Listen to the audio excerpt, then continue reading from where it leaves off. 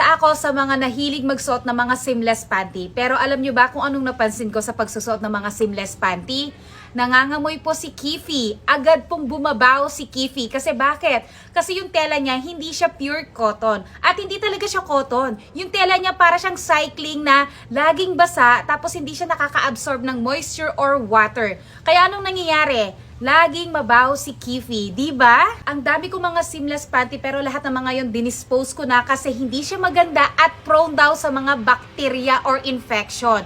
Kaya ayan, nagbalik loob ako sa Fine 2. User talaga ako ng Fine 2 na brand na underwears kasi sobrang ganda ng quality, cotton talaga, at affordable siya compare sa mga ibang brands. So ayan o, ang ganda nito guys, ayan o, ang cute ng mga underwears na to, tapos naka buy 3 take 2 siya, kaya total 5 pieces yung ma-receive mo. So ayan, i-flex natin. Ayan po yung design niya. Ayan, kita nyo diba?